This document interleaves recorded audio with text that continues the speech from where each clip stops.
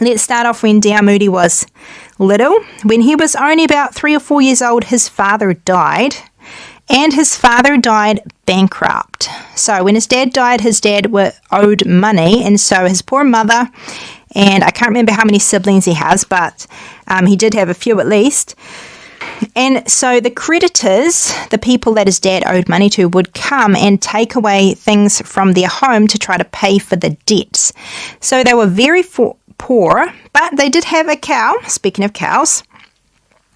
And so one way that his mother dealt with not having hardly any money was that Dwight's older brother, he went away to another area and he found a job, and he found somewhere that would, like, he could work in a shop, and then that would pay for him to live there, like to live in a house. And then he would go to school. So he was working to pay for his room and board and his food, and then he could go to school. And so his mother was not having to feed him and take care of him. But this brother got really, really lonely, and he said to Dwight, that was his name, D.L Moody is for short, Dwight Moody. He said to Dwight, I want you to come and stay here too, because I'm really lonely. Now, Dwight was only 10 at the time. I mean, who wants to leave home when they're only 10? And he says, no, I don't want to leave home. I want to stay here. But his brother was really lonely, and he really wanted Dwight to come. And so he found Dwight a job working on a farm. And so he came home and he told Dwight, I found a job. You need to come and work on this job, and then you can be there with me as well in the same area. Dwight said, no, I do not want to go. I want to stay home. But in the end, it was decided that he would go. And so he went with his brother, even though he really didn't want to go, and he cried, but he went. And then when he got to this farm, it was this old man who was getting too old to do the farm work. And so Dwight was going to do the farm work for him, but this man was so grumpy. And then when Dwight looked at this man's wife, she was even more grumpy than he was, and he thought, I do not want to stay here. So he stayed there for an hour, but he reckoned it felt like a week. And so he went and found his brother, and he said, I am not staying there. And his brother said, why not? And Dwight said, I am so homesick. I just want to go home, and I'm going to go home. And his brother said, well, you can't go now. You'll get lost. It's going to be dark soon. And poor Dwight didn't know what to do, so he said, well, I'm going to go first thing in the morning. Now, his brother thought that if he just stayed for a few days, that he'd get over being homesick. So he tried to distract him. So he took him down to the shops and started looking in the windows and saying, hey, look at those knives over there. And then he saw a man coming down the road, and he said to Dwight, hey, see that man coming? That man will give you some money. And Dwight said, how do you know that? And the brother said, because he always gives money to new kids who come to town. So Dwight quickly wiped his tears away, and he stood right in the middle of the sidewalk so that this man couldn't possibly miss him. Now, when this man, who had a very cheerful face, he looked like a really nice, kind, and happy man, he started walking towards him, and when he got to Dwight, he stopped, and he said to Dwight's brother, is this a new guy? Is this a new boy? And his brother said, yep, he just came to town today. Now, Dwight was watching this man. He was watching the man's pocket and the man's hand to see if he was going to reach into his pocket and get out some money. But this man started talking to Dwight. First, he had something much more important to give him. He started telling Dwight about God and about how God loved him so much that he sent Jesus down from heaven to earth to die on the cross so that we can have our sins forgiven and we can have a relationship and peace with God. And Dwight forgot about the money and listened intently to what this kind man had to say. And when this man had finished, his hand reached into his pocket and he grabbed out some money and he put it in Dwight's hand. And Dwight felt so rich having his own money. And he thought that man was so kind. In fact, he said that it was the first good Samaritan that he'd ever met because he was so miserable and so poor, and this man cared about him, but not only gave him money, but told him what was most important. He told him about Jesus. So anyway, Dwight reckoned that little bit of money that the man gave him actually cost him a whole lot, because later on when he was an adult, when Mr. Moody would see a sad child like he had been, he would reach into his pocket and he would give that child money too, because he never forgot what that kind man did for him. So anyway, when he was 17, he left home again and he went to Boston. So he's going to Boston because he has an uncle there who has a shoe shop. So he goes there and he becomes a shoe salesman in his uncle's shop. But his uncle had one condition on him working in his shop. He said, if you're going to work in my shop, you've got to come to church. And so Dwight had to go to church if he wanted the job. And so he started going to church. Now, when he'd come here, he had one goal in his life. His goal was to be a millionaire.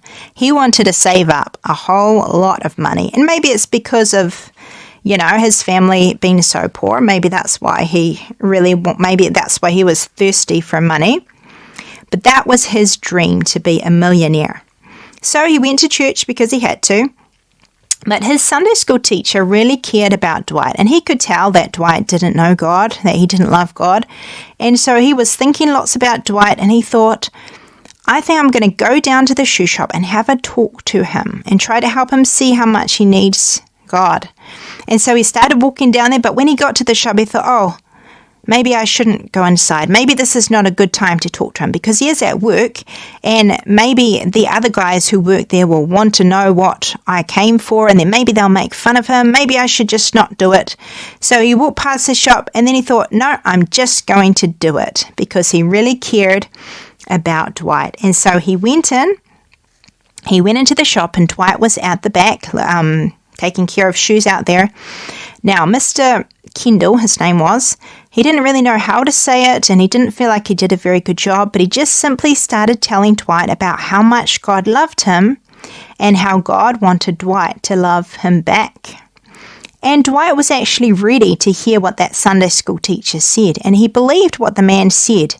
And right there in the shop, he gave his life to God.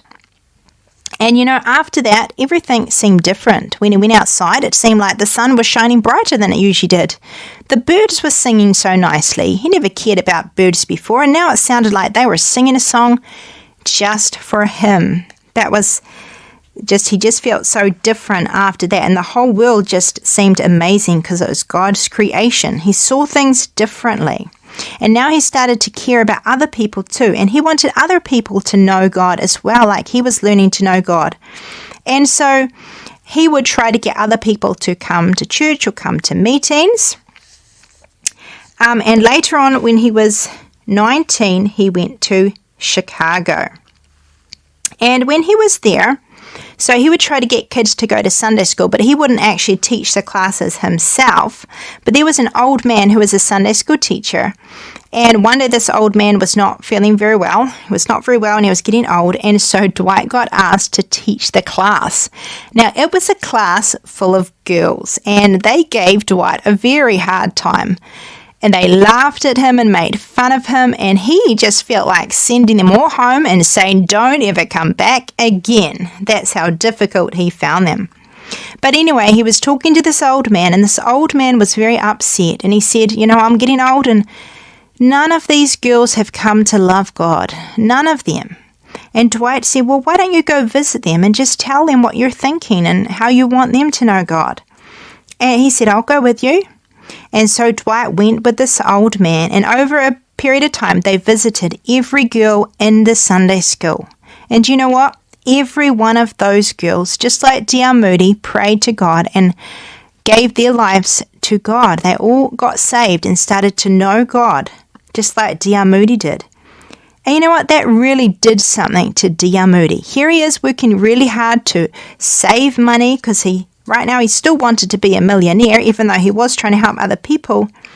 But seeing these girls change, seeing them come to love God and know God, which is far more important than money, he lost his thirst for money. He thought, I don't care about money anymore. I don't want to make money anymore. I just want to help people. I want to help people learn to know God. And so he actually gave up his job. And because he had saved so much money, he could use the money that he had saved. And so he became more like a full-time person, like telling people about God.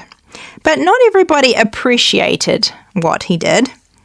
So one time he saw a man, it was at night, he saw a man leaning against a lamppost, and so he went up to him, and he went up to him because he cared about this man.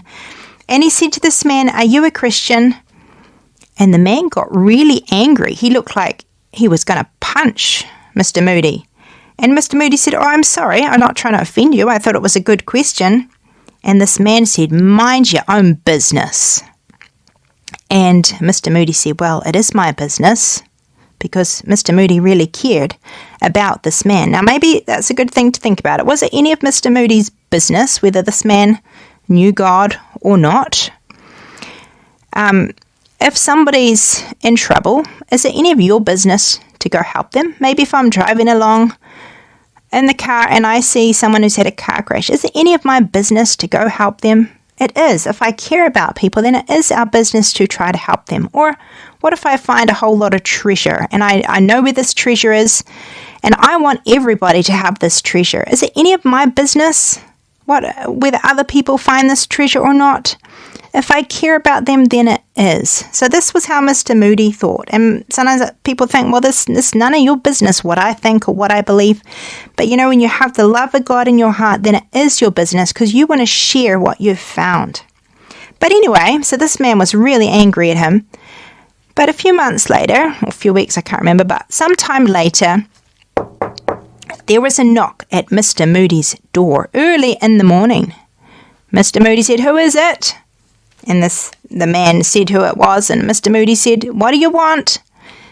Now, this man was that same angry man, and that man said, "I want to become a Christian." He said, "I'm so sorry I was so rude and angry with you, but ever since I haven't forgotten your words. I haven't had any peace. It's like your words have haunted me, and last night I couldn't even sleep, so I came here, and I want you to pray for me. Will you pray for me?" And of course, Mr. Moody did. And this man did become a Christian. And then he said, "What can I do? What can I do for God?" And so Mr. Moody showed him what he could do, and this man became a Sunday school teacher too. But then later on, he had to fight in the Civil War, and he got killed there. But I'm sure Mr. Moody was glad that he had made it his business to tell this man about God. And then there was another man. He would come to Mr. Moody's meetings because Mr. Moody would preach. So this man, he was a reporter, and he would come to Mr. Moody's meetings just to try to make trouble. He would listen to Mr. Moody's sermon, and he would try to find something wrong with it, and then he could write about it in his paper and make Mr. Moody look silly. And this man, he thought that the stories that Mr. Moody would tell and the illustrations he would give, he thought Mr. Moody just made them up. But one day he came to Mr. Moody's meetings, and Mr. Moody told this story. He told a story about a man who was downtown, and it was Christmas time, so, you know, everything's lit up and there's lots of nice things in the window. And this man saw 3 girls by a shop window, and 2 of the girls were telling the other girl all about the things that they could see, and they were like describing it all. And he thought, that's strange. Why are they describing it all to her? So he went a little closer, and he saw that one of the girls was blind. And so the other 2 girls were trying to describe all the things they could see to this girl, but it's hard. It's hard to describe what somebody else just can't see. And Mr. Moody used this story, and he says, this is what it's like for me. I'm like that person looking in the window, and I'm trying to explain to people how lovely God is, and how lovely Jesus is, and how good God is. And he says, but some people just can't see it. It's like they're blind to it. But if those people would just come to God and ask Him for help, God would open their eyes, and they would see just how good God is, and they would see the loveliness of Jesus. Now, this man was listening, and afterwards he came up to Mr. Moody and he said, where did you find that story? And Mr. Moody said, I read it in the paper. And this man said, I was the man in that story. I was the man who saw that blind girl and the other girls trying to describe it all. And this story, because remember, this man thought that Mr. Moody just made up his stories, and then Mr. Moody tells a story which was about him, so this man knew for sure that it was a true story. It made such an impression on him, and that man became a Christian as well. So Mr. Moody was busy not minding his own business. He was trying to help other people, but so many people became thankful for Mr. Moody because their lives were changed and they began to know Jesus.